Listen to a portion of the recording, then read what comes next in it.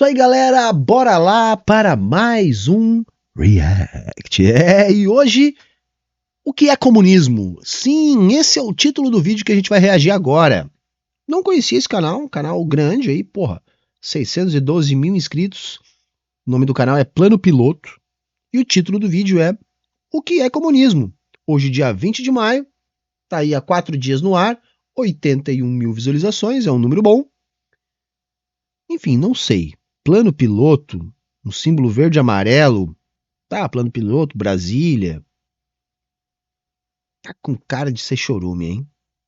Diga aí, chat, é chorume? Eu acho que é chorume, hein? Enfim, vamos ver aqui a explicação que eles dão sobre o que é comunismo, né? E aí vamos ver se a gente consegue fazer uma discussão em cima disso. Bora pro vídeo. Esse aqui é um dos garranchos mais influentes do mundo, que moldou pessoas, cidades, nações, causou revoltas, revoluções, guerras e até mesmo quase uma terceira guerra mundial. Essa é a única página original. Eu acho legal isso aí, eles começam, né? Quase causou uma terceira guerra mundial. Sendo que o capitalismo literalmente causou 2 guerras mundiais. Causou 2, não foi uma, foram 2 guerras mundiais. Né? Mas vamos lá, esse é o manuscrito do Marx, é isso? Do primeiro rascunho do Manifesto Comunista, por Karl Marx, há quase 2 séculos atrás, em 1847. Você amando ou odiando esse cara e tudo que ele escreveu, não pode negar que o comunismo mudou o mundo, para melhor ou para pior. Mas o que é o comunismo? E aí, tem algum país que realmente é comunista ou já foi comunista? Bora descobrir. E aí? Alô, alô, YouTube! Esse é o primeiro de alguns vídeos sobre ideologia que vamos fazer nos próximos meses. Esses vídeos de ideologia eu sempre vou falar como se eu fosse um defensor dessa ideia. E no final vamos falar também sobre quais as críticas principais. Então se inscreve e verifica se o YouTube não tirou a sua inscrição, que ele já fez isso. Beleza, vamos lá. Como sempre, vamos... Peraí, então, me ajudem. Então o canal passa por isentão, é isso? Passa por isentão. Ou não? Não sei, hein? Mas começou ali com um manuscrito que, segundo ele, é do Marx. Vamos voltar no tempo. Quando teve a queda do Império Romano Ocidental, as cidades elas começaram a entrar em declínio. E aí, a maioria da população se tornou rural. Os donos das terras, das fazendas, se tornaram a nobreza. E o resto, o povo, eram os servos, que trabalhavam na terra da nobreza para sustentar tudo. A agricultura era a grande parte da economia desses países. E esse era o famoso feudalismo. Mas é claro que as cidades não desapareceram 100%. Em volta dos castelos ou fortalezas, tinha algumas vilas, também chamados de burgos. As pessoas que moravam ali não necessariamente eram da nobreza e nem os servos. Eles tinham mercados, feiras, comércio e trocavam coisas entre eles. E por morar nos burgos, começaram a ser conhecidos como os burgueses. Com o tempo, muitos deles começaram a enriquecer cada vez mais e com mais dinheiro. Gente, eu não vou ficar ponderando sobre esse resuminho que ele tá fazendo aí, que enfim... né? Daria pra gente falar muito mais coisa, mas enfim, eu tô deixando rolar para ver como é que ele chega no comunismo, tá? Ele tá aí dando a versão dele aí de maneira mais didática e resumida sobre o que seria o feudalismo e o aparecimento dos burgos, né? A origem do burguês como habitante do burgo, aquele que lidava com o comércio, ainda lá no período medieval, enfim. Teria bastante mais coisa para falar, mas ok, vamos seguir. Começaram a ganhar mais poder e influência, principalmente quando chegou a Revolução Industrial, que totalmente mudou a maneira que a Europa era organizada. O trabalho agrícola ficou menos importante, e as pessoas começaram a voltar a morar nas cidades. E é aí que passamos de vivendo no feudalismo para o capitalismo. Parece que, tipo assim, surgiu a fábrica, e aí acabou aquele modelo e começou outro. Não é assim, né, gente? Não é assim, né? O capitalismo supera o feudalismo, né? E essa superação vem junto com uma revolução, né? A classe burguesa, então aquele habitante do burgo vai se endinheirar, vai expandir a forma mercadoria, vai desenvolver uma nova forma valor, vai ter acúmulo de riqueza, esse acúmulo de riqueza se transforma em poder político, esse poder político se organiza e toma o Estado. São as revoluções burguesas. Aí nós vamos ter o estabelecimento do capitalismo, tá? Então não é um processo natural, assim. Porque, ok, eu não vou nem criticar o resuminho do cara, eu acho que o foco é chegar no comunismo, mas só para fazer essa pontuação, tá, gente? O capitalismo, ele não aparece naturalmente, assim, sabe, o feudalismo digievoluiu e virou capitalismo. Não, né? É um produto de acúmulo de contradições, né? E o desenvolvimento de um processo revolucionário, tá? Os burgueses agora tinham grandes fábricas e riquezas, e com isso conseguiram ganhar mais voz na política, e começaram a mudar as instituições, que diminuiu o poder da nobreza, dando para eles mesmos, às vezes até eliminando a nobreza de vez. Eles se tornaram os novos manda-chuvas. Ao invés de coisas como sangue, títulos, feudos, o bem material passou a ser a coisa mais importante. Então você era definido de acordo com as coisas que você tinha. Então, só um pouquinho. Sempre foi o bem material. A questão é que no feudalismo a riqueza era a terra. No capitalismo a riqueza é o capital. Então você vai ter maior mobilidade dessa riqueza. Tá? Mas assim, em qualquer era, tá? Sempre que nós estamos falando de sociedade de classes, o poder político vem do poder econômico.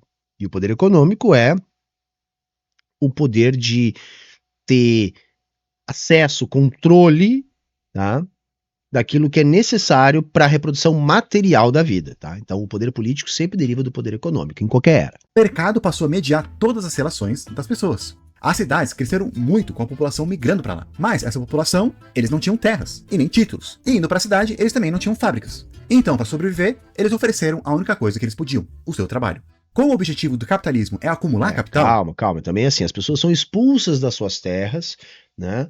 E aí sobra a elas a única alternativa de vender sua força de trabalho, tá? Ele faz isso a todo custo, mesmo que seja à custa do meio ambiente e até de direitos humanos. Por causa disso, as condições de trabalho eram horríveis e o salário baixíssimo. De tudo que era produzido e vendido, os burgueses ficavam com quase tudo. E é nesse cenário que começa a nascer uma outra ideologia, o socialismo, que era uma ideia de mudar a sociedade para tornar mais igualitária. Mas não vou me adiantar não, vamos falar mais sobre o socialismo em um próximo vídeo. Ao invés disso, vamos falar desse cara aqui, Karl Marx e o amigo dele, Friedrich Engels. Para eles, a sociedade parecia que tinha evoluído de feudalismo para capitalismo, e a próxima fase seria evoluindo para o comunismo, com o socialismo sendo o meio do caminho. Como assim? Mas não é uma idealização, tá? Não é uma idealização. É um entendimento que o capitalismo supera o feudalismo e que se nós quisermos superar as contradições do capitalismo e, portanto, os problemas sociais decorrentes destes, nós também teremos que superar o capitalismo. Então não é um processo evolutivo natural, porque senão, de novo, a gente pode parar para pensar e aí achar que o capitalismo vai cair de maduro. Não vai, da mesma maneira que o feudalismo não caiu de maduro, tá? O capitalismo constrói as bases da sua própria superação, tá? A partir da sua alta produtividade. Entre estas, por exemplo, o desenvolvimento das forças produtivas a fim de acabar com um problema histórico da humanidade, que é a escassez.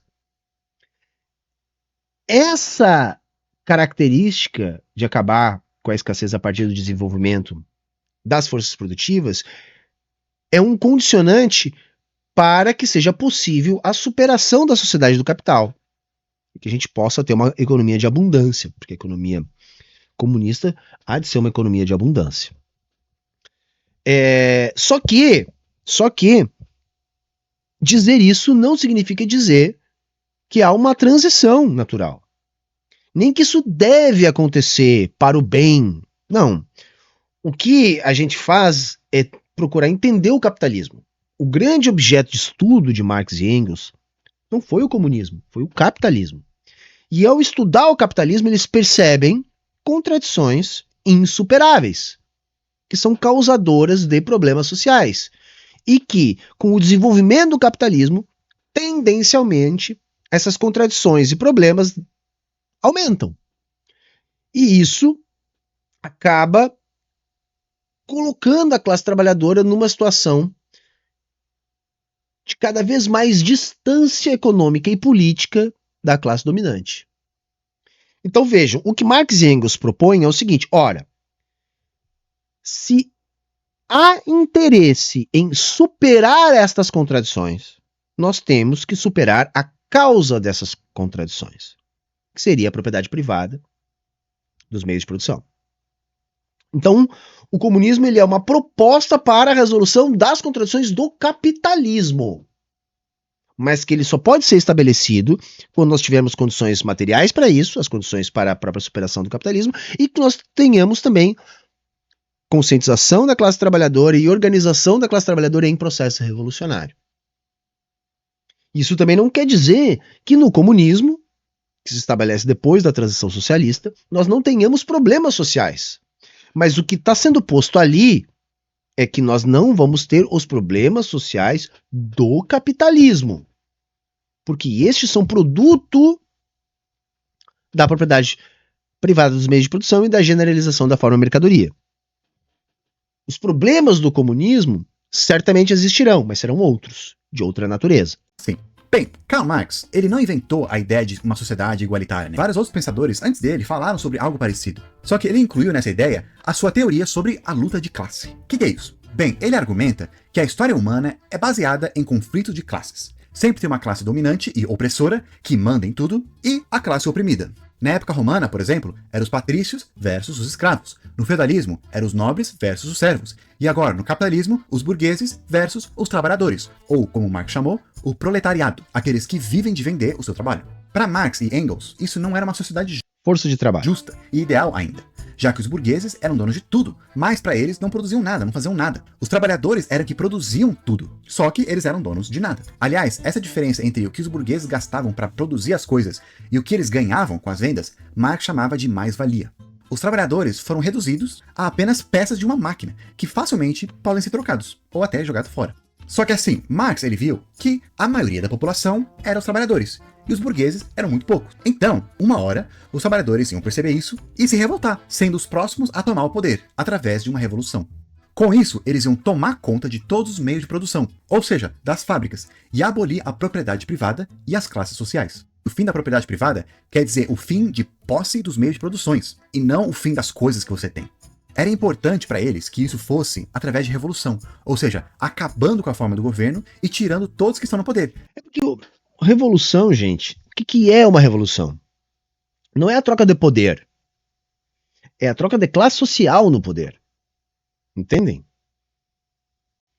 Então assim, saiu o Bolsonaro, entrou o Lula, foi uma revolução? Não. Não. Não houve uma mudança estrutural de classe social no poder. A revolução é a Revolução Francesa, que derrubou a nobreza para a ascensão da burguesia. De modo que não há transição de poder que mude o modo de produção. Todos os modos de produção, eles vão ser superados a partir de processos revolucionários.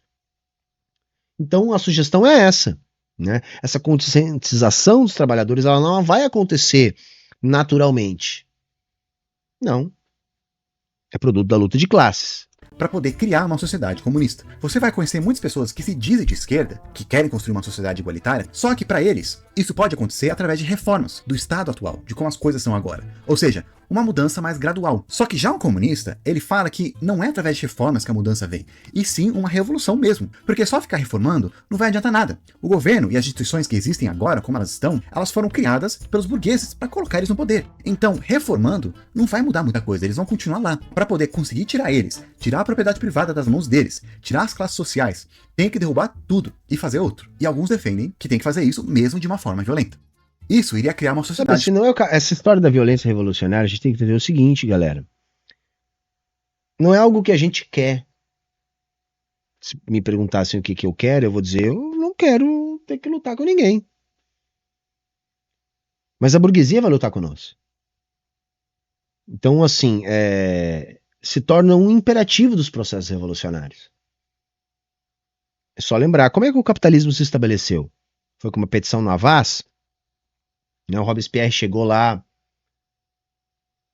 para a monarquia francesa e disse, aí, beleza, é o seguinte, ó, nós conversamos aqui e o povo decidiu que não quer mais vocês, então vocês, por favor, tá, se retirem, que agora é nós que vamos tocar daqui em diante. Foi assim? Ou foi decapitando gente em praça pública? Tá entendendo? É assim, gente. Então, assim, não é uma questão assim, a gente quer fazer isso e a gente almeja, não. É o que acontece durante um processo revolucionário. Socialista, onde o Estado agora era governado pelos trabalhadores que iriam estabelecer uma ditadura do proletariado e, teoricamente, trabalhar para todos para criar uma sociedade onde todo mundo é dono de todos os meios de produção. Primeiro a gente tem que entender, esse termo ditadura do proletariado é muito utilizado pelos nossos inimigos, porque a concepção que vai fundar esse termo parte do pressuposto que se há Estado, há uma ditadura. Tá? Porque a função do Estado é aplicar a violência cotidiana. a fim de extrair o excedente produtivo da classe trabalhadora. Sendo assim, todo Estado é um aparato autoritário de dominação de classe, que pode ser entendido como uma ditadura. Só que o Estado que a gente vive hoje é uma ditadura da burguesia, porque este aparato de dominação e de exploração é controlado pela burguesia. Como não dá para pular do capitalismo para o comunismo direto, a gente precisa transitar para transformar as relações de produção, há, nesse interregno aí, a ditadura do proletariado. Ou seja, os trabalhadores organizados tomam o Estado da burguesia. Ou seja, esse aparato de dominação de classe, que no capitalismo serve à burguesia, portanto, uma ditadura da burguesia, passa a ser um aparato de dominação de classe a fim de estar a serviço da classe trabalhadora. Portanto, uma ditadura da classe trabalhadora, ou ditadura do proletariado. Porque no socialismo nós ainda vamos ter classe social. Então nós vamos ter meio de produção privado, nós vamos ter poder da burguesia, vai haver luta de classes. Com uma diferença. Agora a grande máquina opressora de classe, que é o Estado, não está mais na mão da burguesia, está na mão da classe trabalhadora, que está em processo de exterminar a burguesia enquanto classe. Por isso que a gente pode chamar a ditadura do proletariado também de democracia popular. Porque hoje o que a gente vive não é uma democracia. Né? Primeiro porque não existe democracia abstrata. O que a gente vive hoje é uma democracia burguesa. É uma forma de democracia organizada pela burguesia para a burguesia. Na ditadura do proletariado, nós vamos ter uma democracia popular. É uma forma de democracia organizada pela classe trabalhadora para a classe trabalhadora. Então, esse é o sentido da expressão ditadura do proletariado. As coisas iriam ser distribuídas igualmente para todo mundo, de acordo com a necessidade de cada um. Como eles são a maioria, então, em teoria, o governo também não é a mesma coisa para cada um. No socialismo é o produto do trabalho. Tá? O produto do trabalho. seria de todos, eles representariam todo mundo. Aí depois de conseguirem isso, o Estado conseguir arrumar tudo, a sociedade iria evoluir de novo, porque agora seria o comunismo. Nesse estágio final, todo mundo já é dono de todos os meios de produção. E todo mundo trabalha. E ajudam aqueles que por algum motivo... Mas não é um papo de evoluir, tá? Você vai transformando as relações de produção de modo que o Estado vai se transformando em algo obsoleto. Porque qual é a função do Estado? Né? É ser esse aparato de dominação de classe. É garantir e prescrever a propriedade privada e manter a estrutura baseada na propriedade privada dos meios de produção. Conforme o socialismo avança, você vai transformando relações capitalistas de produção em relações comunistas de produção, ou seja, você vai abolindo a propriedade privada, você vai transformando a forma-valor, de modo que o Estado vai definhando, ele vai perdendo a sua razão de ser, ele vai deixando de ser necessário. E no comunismo não se tem mais Estado, porque não se tem mais propriedade privada, portanto não há mais a necessidade desse aparato de dominação de classe. Seria a superação das sociedades de classe. Não iam conseguir trabalhar. Então o governo não iria mais ser necessário e ia acabar deixando de existir. Esse é basicamente o comunismo. Resumindo então, comunismo é uma ideologia política, porque mexe com o governo, né, a política, e socioeconômica, porque mexe com social e economia, onde a ideia é, através de uma revolução do proletariado, eles iriam abolindo a propriedade privada, classes sociais e, eventualmente, o próprio Estado. A palavra comunismo vem do latim, communis, aquilo que pertence a todos. O símbolo mais comum é esse daqui, uma junção de uma foice, aquele negócio que eles usam para fazer colheita, e um martelo. E os dois simbolizam os trabalhadores, um sendo o trabalho agrícola e o outro industrial, que eram os trabalhos mais comuns da época. Interessantemente, ele foi usado pela primeira vez lá na moeda chilena, no final do século XIX, mas ficou popular como símbolo para o comunismo quando foi adotado na bandeira da União Soviética, junto com uma estrela e a cor vermelha, que simboliza o sangue derramado na revolução e na luta social. Dentro do comunismo, tem correntes diferentes que surgiram de acordo com líderes ou movimentos revolucionários diferentes. Eles têm interpretações diferentes do que para eles é o comunismo.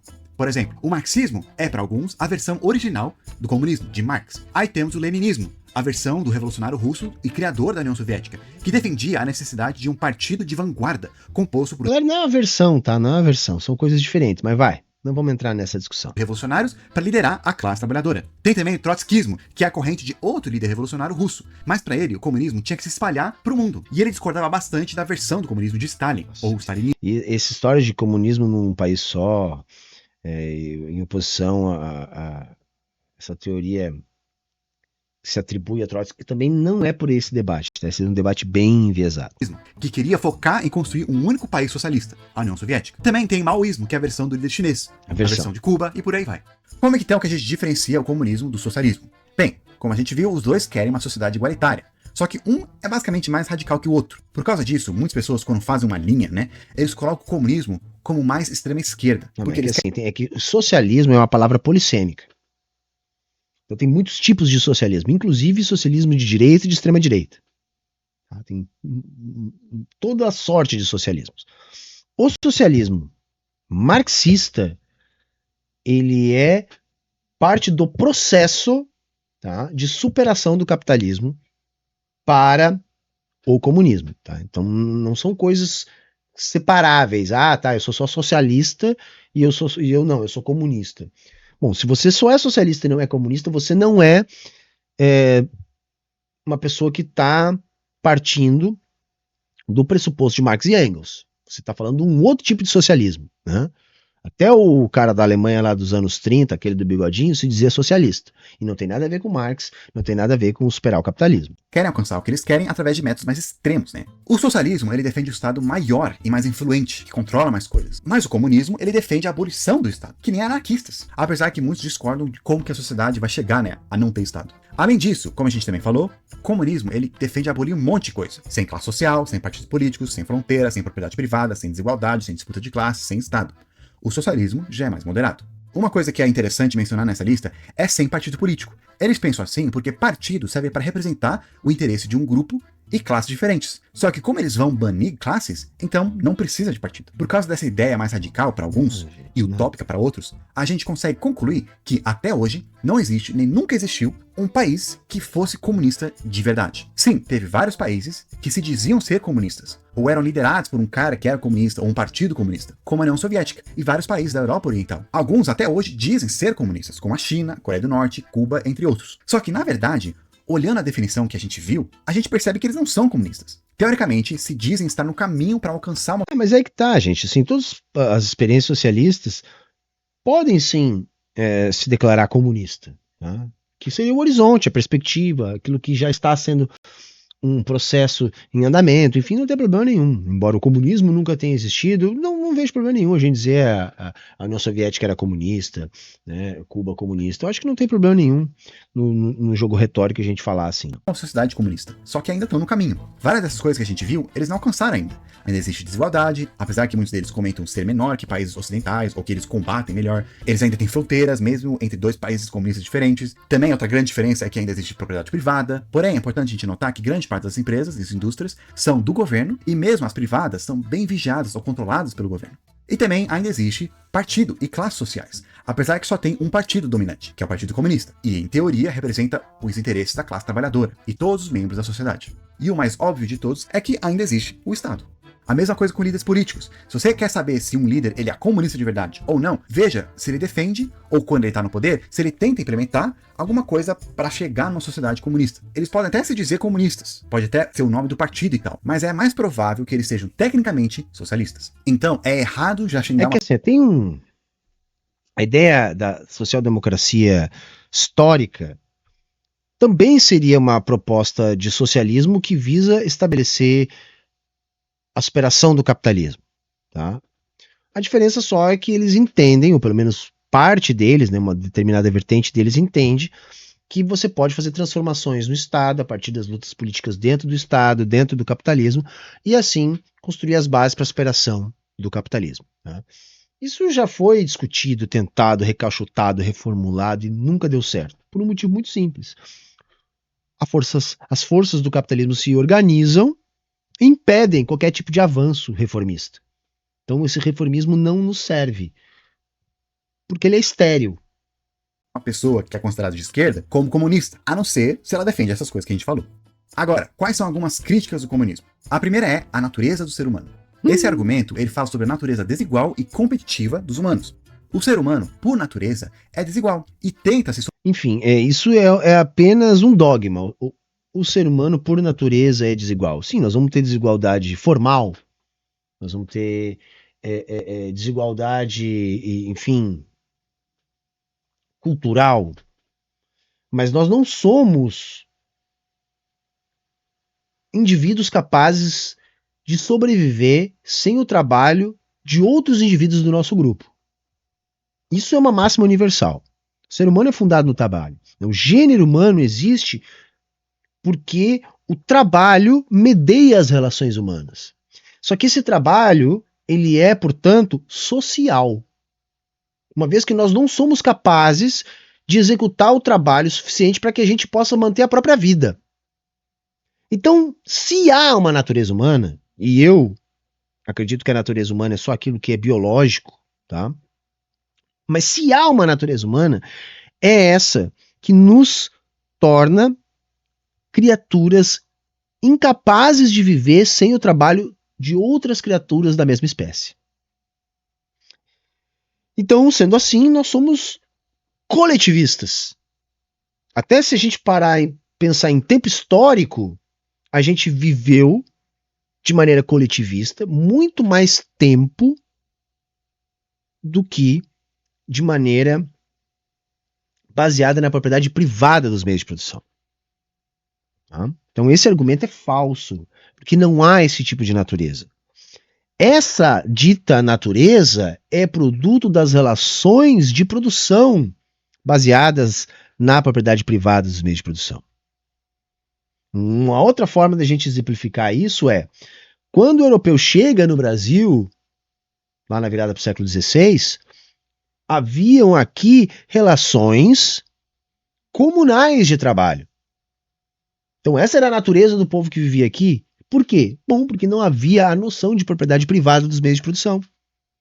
Então, não havendo essa noção, não havia essa natureza competitiva e individualista no ser humano.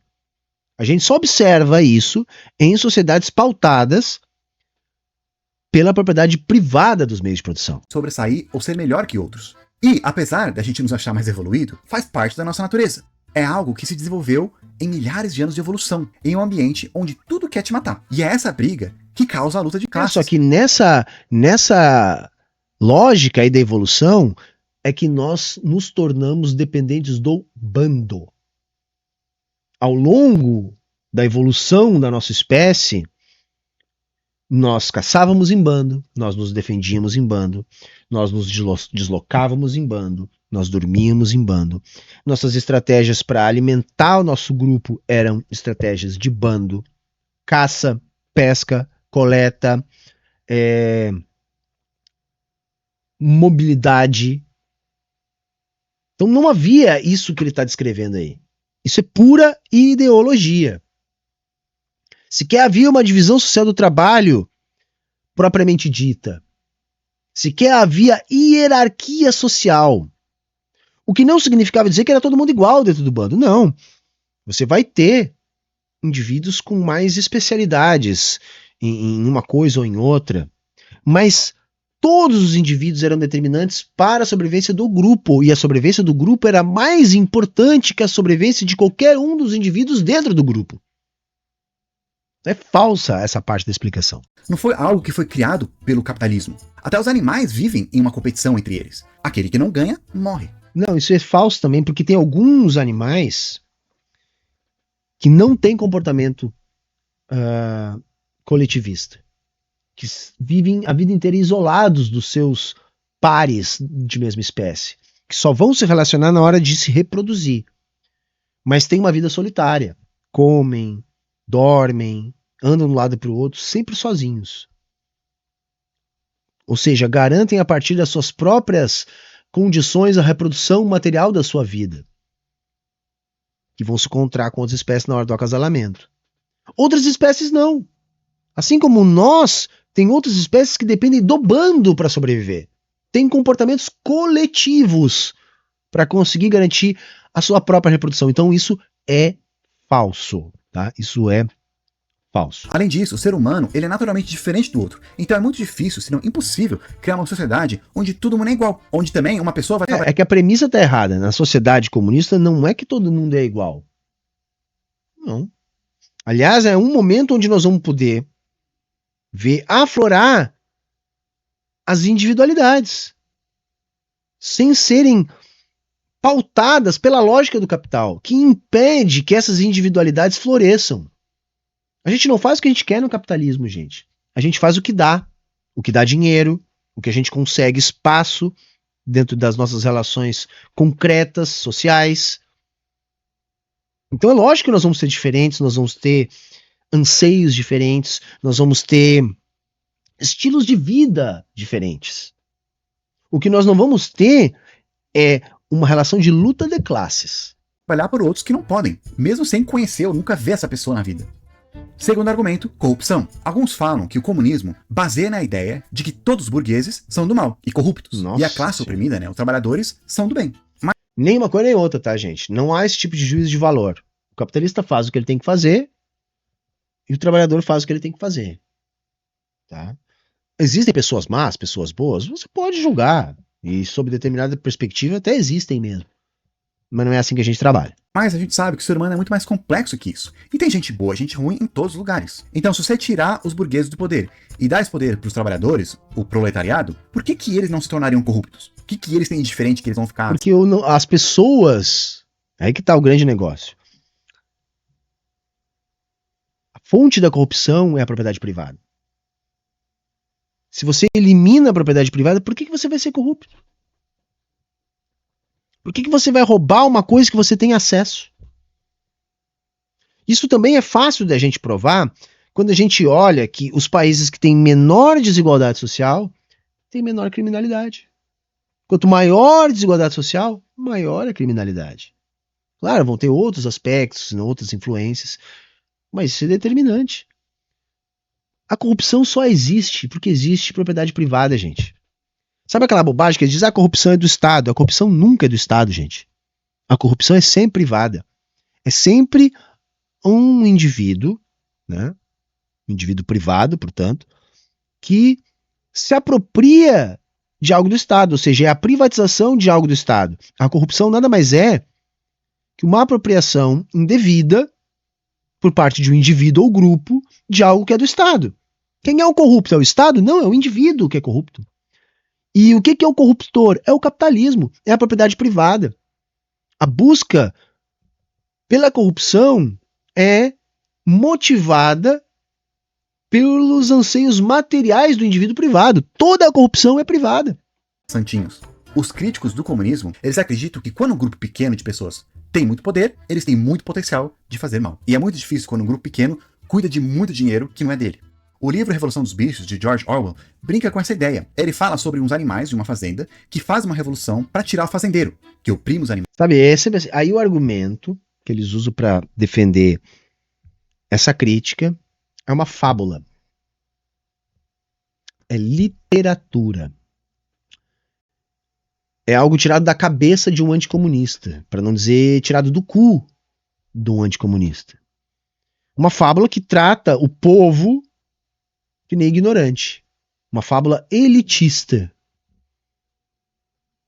Porque a Revolução dos Bichos é isso. É um livro que cria uma história a partir de uma ideia, não é algo que aconteceu, não é algo que está sendo avaliado de uma experiência real. Não é literatura. E nesta literatura você tem uma visão aristocrática de mundo que enxerga o povo trabalhador como burro, como incapaz.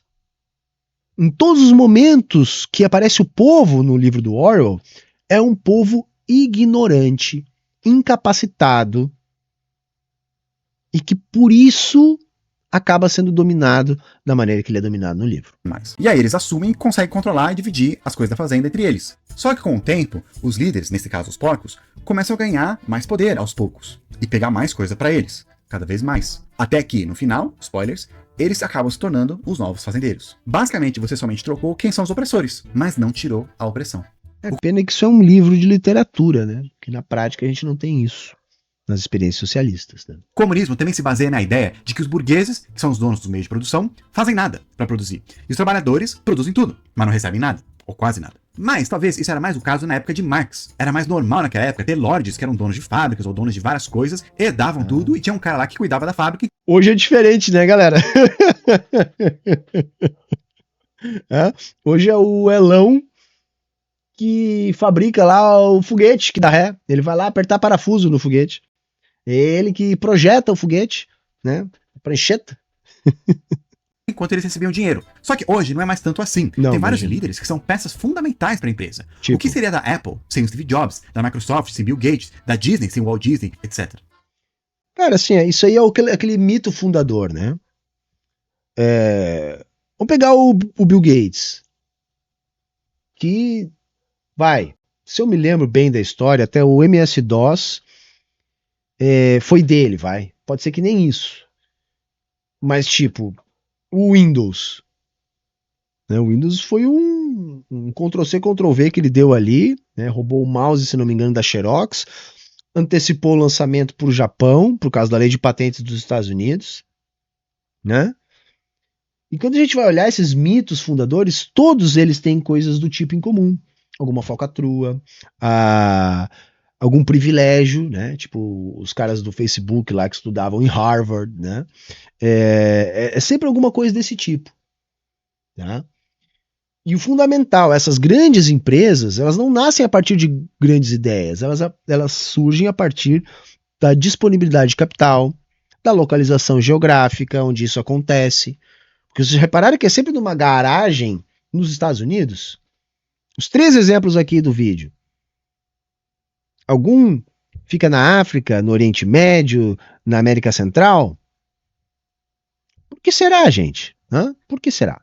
Número 3, igualdade da miséria. Outro ponto que críticos gostam de apontar é a miséria em países que se dizem comunistas, ou que são socialistas, ou seja, querem um dia chegar ao comunismo. Em muitos desses países, ao invés de deixar todo mundo igualmente rico, todo mundo fica igualmente pobre. Que também é falsa, uma caricatura, tá? Olha só, vamos ver aí. Ó. Exceção. Olha, ó. Né? A Venezuela, o Chávez. A Venezuela nunca teve pretensão de ser socialista. O socialismo bolivariano é uma variação de socialismo como centenas de variações. Não é de inspiração marxista-leninista. Ou se é de inspiração, pelo menos, não é de orientação marxista. E quando a gente vai ver as outras experiências, então, é o contrário.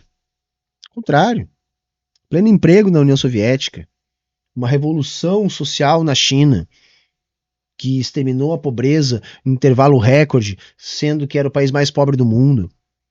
Cuba, com um embargo, sendo uma ilha miserável do Caribe, consegue oferecer condições mínimas de saúde, educação e segurança para toda a sua população. Mesma coisa a Coreia Popular, mesma coisa Vietnã.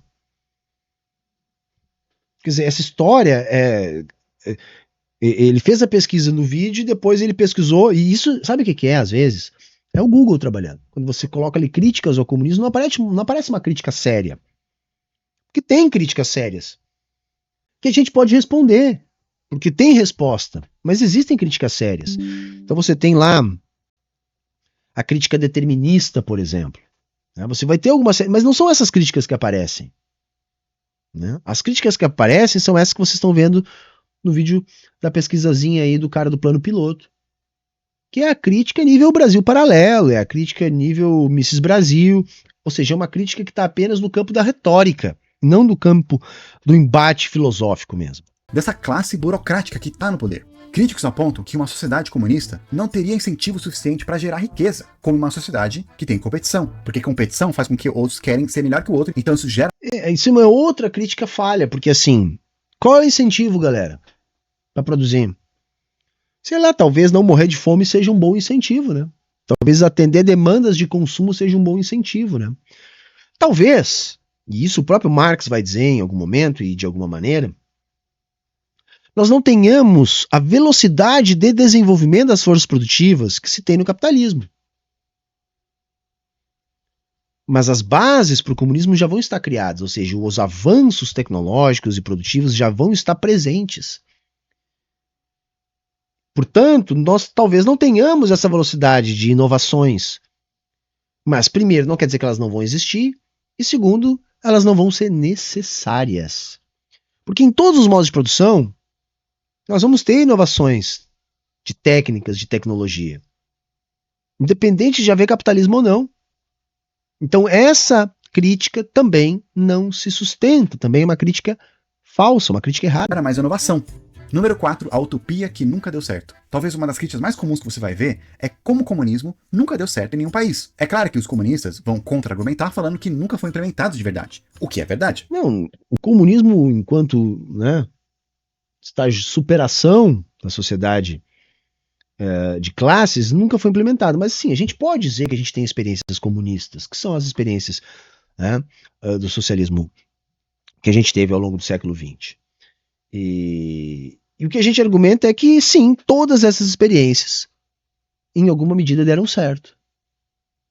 É isso. Eu defendo todas as experiências socialistas. Tá? De acordo com a definição de comunismo que a gente falou. Só que vários países já tentaram ou dizem estar no caminho de implementar o comunismo um dia, mas nunca chegaram lá. Essa evolução que Marx e Engels teorizaram, do capitalismo, do socialismo, do comunismo, nunca aconteceu. E já faz 200 anos que tem essa ideia. Somente chegou no socialismo, onde eles pegaram várias propriedades privadas à força, acabaram com a oposição e criaram um Estado totalitário, sem liberdades individuais e sem igualdade também. O poder ficou concentrado. Totalitarismo é um conceito indeterminado, tá? Que serve apenas como propaganda anticomunista. Enquanto esse papo aí de 200 anos também não me parece ser um bom argumento, porque afinal de contas o capitalismo demorou muito mais do que isso para se estabelecer. Muito mais do que isso. Nós vamos ter pré-capitalismo, ou seja, a formatação da lógica do capital, da generalização da forma-valor, aburguesamento e ascensão política da burguesia, desde o século XIV. Nós vamos ter cidades no norte da Itália onde nós já vamos ter características de capitalismo no final do século XIV. Então, entre o capitalismo nascer, tá, e se estabelecer como modo de produção dominante, sei lá o quê, 400 anos? 350 anos?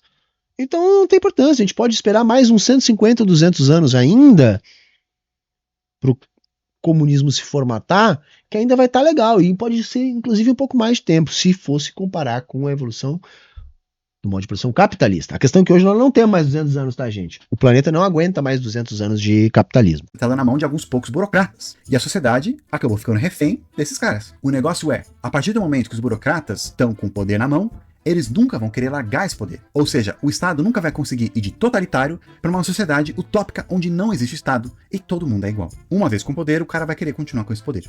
E por último... Isso é apenas uma afirmação dogmática, que não tem amparo na realidade. Sem individualismo e religião. Em um mundo com pessoas naturalmente diferentes, como a gente comentou, não só de atributos, mas também crenças, o Estado governado por uma ditadura do proletariado vai ter que tirar liberdades das pessoas para poder tentar criar essa sociedade igual. Para comunistas também, religião é uma maneira que as classes dominantes usam para controlar as massas e manter o seu poder. O comunismo é uma ideologia mais coletivista, ou seja, se importa mais com o coletivo. Agora sim, toda religião é um instrumento de dominação de classe. Tá? Não necessariamente a fé. A fé, a gente pode fazer uma outra discussão sobre o que é fé, que tipo de fé, né? Crenças teístas, tá? Agora, a institucionalização da fé historicamente se constituiu como um aparato de dominação. Tá? Então, toda religião é dominação, né? Não necessariamente a crença. Ao invés de individualista, que se importa mais com o indivíduo. Então, em prol do coletivo, o Estado vai acabar com o indivíduo e as liberdades individuais das pessoas. E aqueles que não se... Contrário, né, gente? Sem Estado, sem propriedade privada, vai aparecer o que de fato é o indivíduo.